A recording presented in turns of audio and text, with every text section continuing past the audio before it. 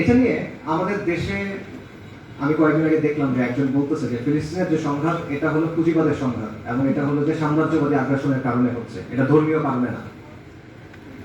আবার অনেকে বলে যে এটা হলো জমি নিয়ে একটা সংঘাত, মাটি নিয়ে সংঘাত, একটা মাটি জমির উপর দুজনের দাবি আছে, সহজ কথা। আনফর্চুনেটলি মুসলিম উম্মার অনেক বিখ্যাত বক্তা আছে, নাম বললে আপনারা সবাই চিনবেন, তাদের এরকম বক্তব্য আছে যে ইহুদিদের সাথে আমাদের যে সংঘাত এটা কোনো আকাইদি সংঘাত না, এটা মাটি নিয়ে সংঘাত, জমি নিয়ে সংঘাত। ব্যাপারটা আসলে এরকম কি?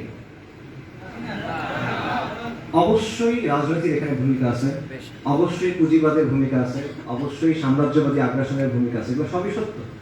কিন্তু এগুলোকে চালিত করে কি? এগুলোর পেছনে কি? আমরা দেখি বুলেট, আমরা দেখি বর্ডার, আমরা দেখি বোমা, আমরা দেখি দখলদারিত্ব, এটা হলো বাহ্যিক চেহারাটা। এটার পেছনে কি আছে? কোন জিনিসটা এটা চালিত করে? এখানে বিশ্বাসের একটা ব্যাপার আছে, আকাইদার একটা ব্যাপার আছে। একটা জিনিস চিন্তা করে দেখেন, ইহুদিদের মূল চাওয়াটা যদি এটা হতো যে তাদের একটা থাকার জায়গা দরকার, তাহলে তো পুরো বিশ্বে অনেক জায়গা আছে, আল্লাহর দুনিয়াটা তো অনেক বড়, তাদের ওই জায়গাটাই কেন লাগবে? এবং তাদের কিন্তু প্রস্তাব দেওয়া হয়েছিল, অনেকগুলো প্রস্তাব তাদের দেওয়া হয়েছিল। 1903 সালে ফর এক্সাম্পল ব্রিটিশদের পক্ষ থেকে একটা প্রস্তাব দেওয়া হয়েছিল, আজকে যে জায়গাটাকে আমরা কেনিয়া এবং ইউগান্ডা বলি, এই জায়গাটাতে প্রায় 5000 বর্গ মাইলের মতো একটা জায়গা প্রস্তাব করা হয়েছিল জায়নিস্ট কংগ্রেসকে, যে তোমরা এই জায়গায় যেয়ে থাকো। তারা একটা প্রত্যাখ্যান করছে।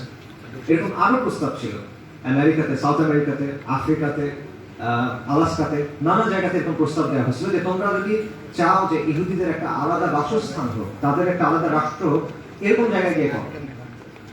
কিন্তু তাহলে ফলাস্তিনি লাগবে, এটা কেন? কারণ এখানে আকীদার একটা ব্যাপার আছে, এখানে প্রফেসির একটা ব্যাপার আছে, এখানে বিশ্বাসের একটা ব্যাপার আছে।